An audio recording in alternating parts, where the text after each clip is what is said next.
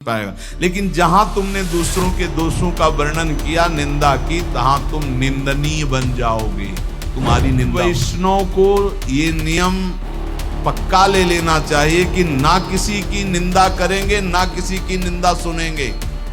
दिमाग में लिख लो, चाहे रजिस्टर में, बहुत जरूरी। अच्छा, जब तुम्हारी इच्छा ही है कि मैं ही उपदेश करूं तो सुनो।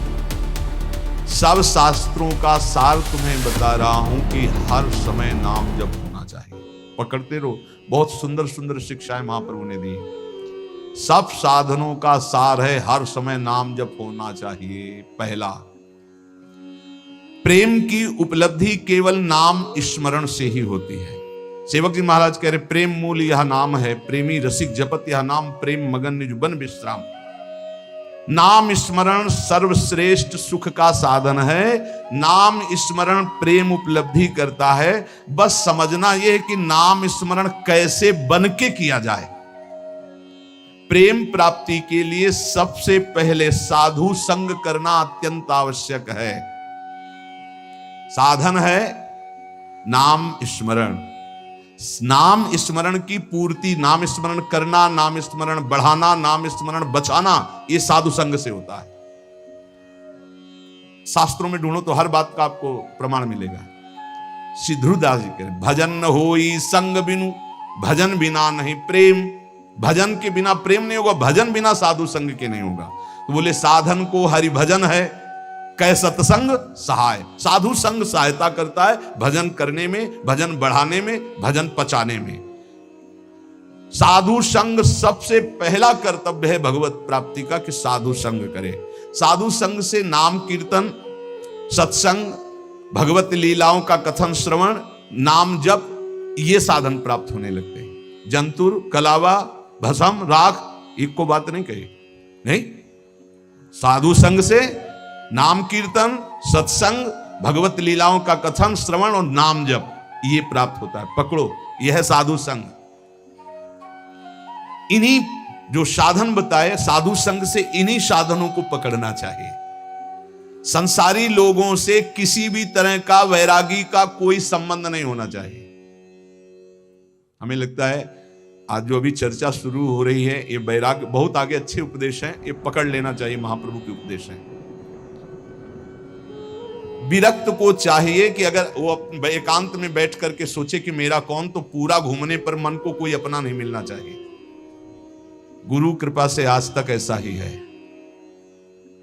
सब श्री जी के हैं, अपना कोई नहीं है। वैरागी को चाहिए कि उसके संबंध के रजिस्टर में एक ही नाम होना चाहिए, हमारे माई श्यामा जू को राज, बस मेरे तो गिरधर गोपाल दूसरो न कोई। मीरा जी के रजिस्टर संबंध में, रजिस्टर में जो संबंधी है वो कौन है? बोले मेरे तो गिरधर गोपाल दूसरो न कोई।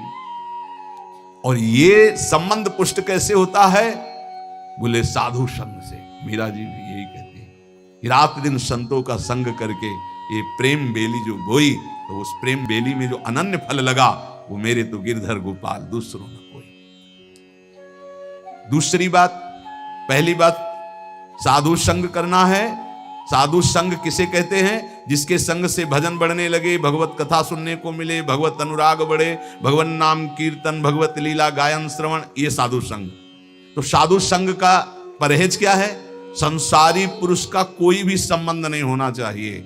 अगर तुम्हारे हृदय को ऐसे राउंड लगाकर जांच करना हो तुम्हें, तो देखो तो एक ही जगह निकले कि हमारे माई श्यामाजू को राज। श्यामाजू के सिवा, जैसे महाप्रभु हरिवंश चंद्र जी कह रहे, मेरे प्राणनाथ श्री श्यामा शपथ करो तृण छिए, कसम खा के कहता हूं श्यामाजू के सिवा हमारा कोई नहीं है।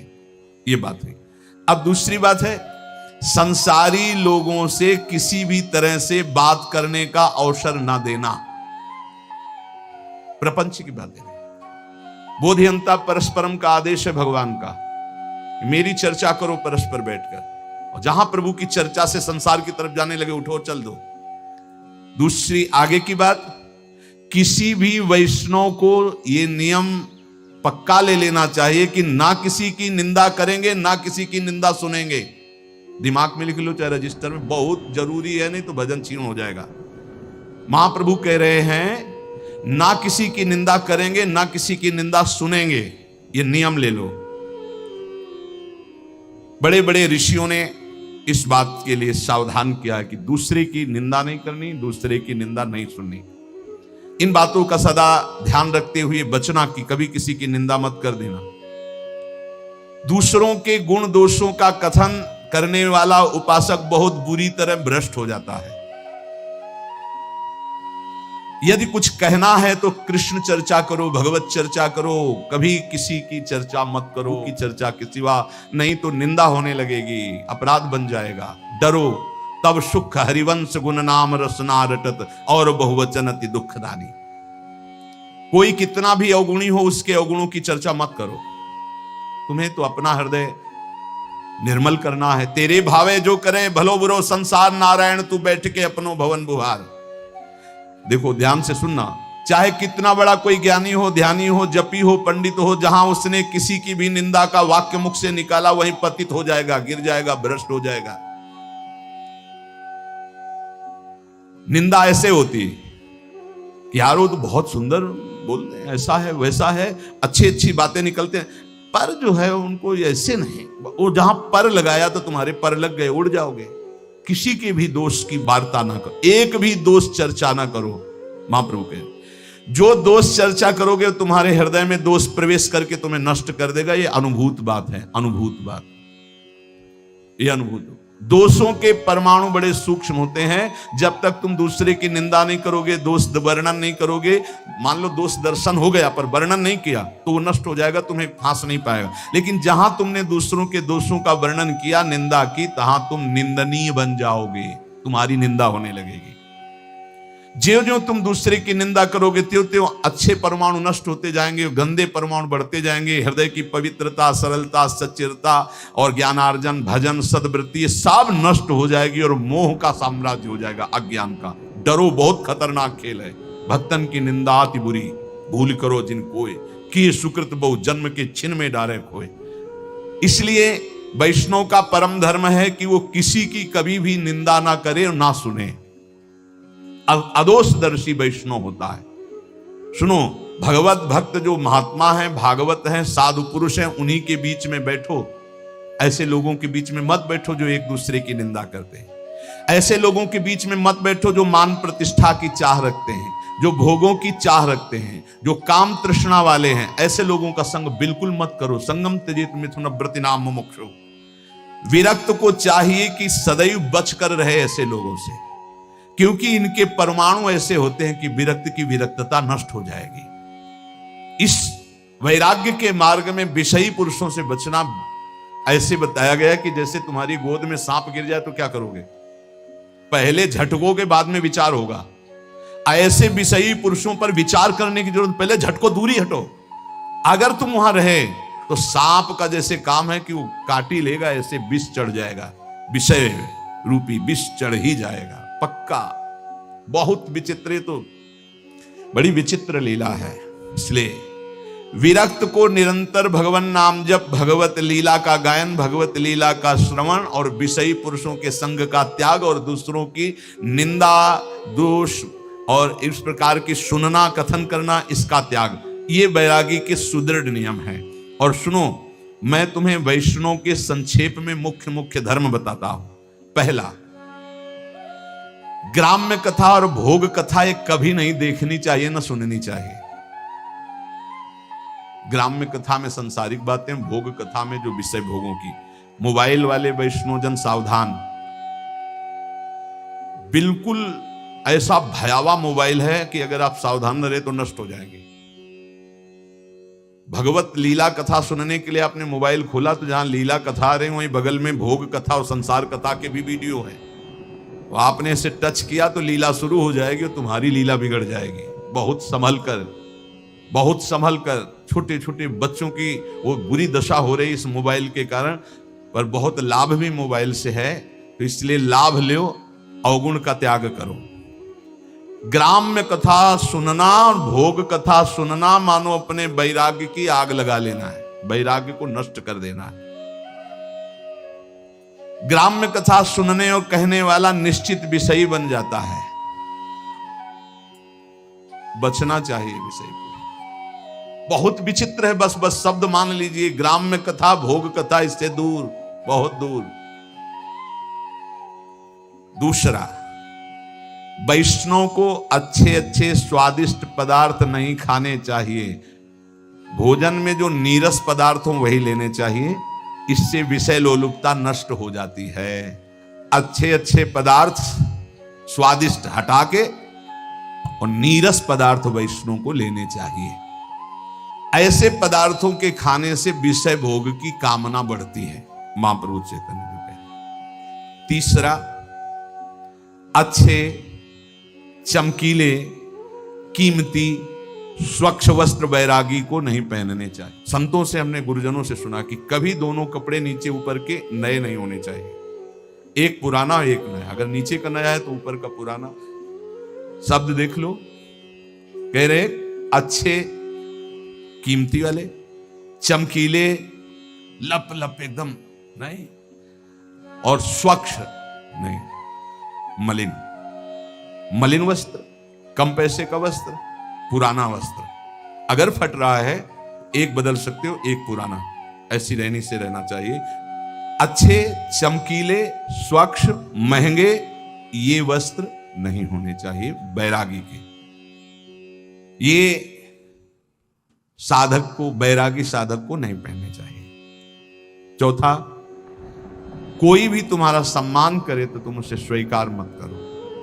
दो प्रकार से, एक तो पंचांगों प्रणाम कर रहे हो आप करो, अगर ऐसा नहीं है तो आप तत्काल विचार करो कि ये गुरु और इष्ट के लिए प्रणाम हो रहा है, क्योंकि तिलक गुरु प्रदत्त, वेश गुरु प्रदत्त, जीवन गुरुदेव का, ये गुरुदेव और इष्ट का प्रणाम हो रहा है। स्वयं कभी स्वीकार नहीं करना चाहिए, क्योंकि मान सम्मान स्वीकार करने से अभिमान आता है, अभिमान से सारे साधन भागवतिक ढक जाते हैं, नष्ट हो जाते हैं। जहां अभिमान आया तो फिर विकार परेशान कर देते हैं। जैसे नारद जी को थोड़ा आ गया कि मैं काम विजयी हूं, तो फिर आगे की चरित्र सुना ही है। पांचवा, अपने को तो सम्मान नहीं लेना, लेकिन दूसरे का सम्मान जरूर करना है। दूसरे को इतना सम्मान दो मानो भगवान हमारे पधारे हैं, ऐसा भाव। यहां तक वर्णन कि यदि आप श्री जी की सेवा कर रहे हो, कोई वैष्णव आ गए तो श्री जी को ऐसे पधरा दो, जैसी स्थिति में हाथ जोड़कर खड़े हो, पहले वैष्णव का सम्मान करो, फिर श्री जी की सेवा करो। जैसे अपने आत्मस्वरूप प्रभु का सम्मान, ऐसे आए हुए घर में संत का, वैष्णव का सम्मान करें। उनके सामने अपने को अत्यंत दैन्य, तुच्छाति तुच्छ समझे, इससे श्री कृष्ण बहुत प्रसन्न होते हैं। छठवां, खाते समय, स्नान करते समय और क्रियाओं के समय नाम छूट जाता है। कुछ ऐसे समय हैं जिनमें भजन में विघ्न पड़ता है, तो उन अवस्थाओं में सावधान रह करके नाम को पकड़े कि छूट ना जाए। जैसे भोजन पा रहे हैं, स्नान कर रहे हैं, कोई क्रिया कर रहे हैं, किसी व्यक्ति से मिल रहे हैं, इनमें भजन छूटता है। सावधान होकर वैष्णव को भजन पकड़ना चाहिए कि खाते पीते, चलते फिरते, मिलते, व्यवहार करते भी नाम जप ना छूटे।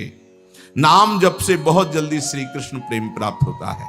सातवां, हर वैष्णव को प्रगट में ठाकुर जी विराजमान करने चाहिए। नाम, राधा नाम विराजमान, छोटा सा राधा नाम, जरा सा इत्र, स्नान कराया, इत्र लगा दिया, भोग लगा दिया, पर सेवा जरूर होनी चाहिए। बिना सेवा के कोई वैष्णव नहीं होना चाहिए। प्राय ऐसा होता है, कोई शालिग्राम जी रखते हैं, कोई गोपाल जी रखते हैं, कोई, पर ठाकुर सेवा प्रत्येक वैष्णव के पास होनी चाहिए। जो परम पवित्र मन वाले हो चुके हैं वो मानसिक सेवा भी कर सकते हैं। प्रगट सेवा और मानसिक सेवा आराध्य देव की। उपासक को चाहिए कि बनावटीपना बिल्कुल तुम्हारी साधना में नहीं होना चाहिए। बनावटीपने का मतलब होता है कि जैसे ऐसे बैठे हैं, सहज में ऐसे बैठे हो, चार लोग दर्शन करने आते, कोई बनावटी नहीं होना चाहिए।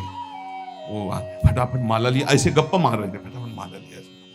कोई भी दम नहीं, कोई भी पाखंड नहीं, कोई भी नाटकबाजी जीवन में ना आवे, नहीं तो बहुत बुरी तरह साधक चौपट होता है। जब तुम नाटक करोगे ना तो माया को आदेश कर देंगे भगवान, कर नाटक इसके साथ, वृंदावन छूट जाएगा, भजन छूट जाएगा। हाँ, इसलिए किसी भी वैष्णव को किसी भी तरह का कोई नाटक नहीं करना चाहिए। नाटक बिल्कुल ठीक नहीं है। जो वैष्णव है वो केवल प्रभु प्राप्ति का लक्ष्य रखता है। महाप्रभु रघुनाथ दास जी को लक्ष्य करके साधन साध्य का उपदेश कर रहे हैं। 8 बजे रात्रि तक खूब नाम कीर्तन होता रहा। फिर जो गौड़ीय भक्त आए हुए थे महाप्रभु उनसे मिले। इतने में शिवानंद जी जो मार्ग में पूछवाया था मजूमदार जी ने, वो जब वहां आए तो रघुनाथ दास जी को देखा। तो रघुनाथ दास जी भाग करके महाप्रभु के पास आए थे। सेन महाशय से कहा कि वो तो यहाँ आए हुए हैं। तो बोले हमें तो रास्ते में पूछवाया था उनके पिता, तो एक बार अगर आदेश हो तो मैं वहां सूचना दे दूं, क्योंकि वो सब बहुत व्याकुल है। जाकर सिंह पौर के द्वार में देखा तो सबसे पीछे फटी गुदड़ी, शुष्क शरीर हो रहा है, और श्री कृष्ण नाम लेते हुए सुप्रवाह करते हुए वो आहरण श्री कृष्ण कीर्तन। उन्होंने विचार किया कि इनसे क्या पूछना कि तुम्हारा सकुशल हो, इनका तो परम सकुशल है।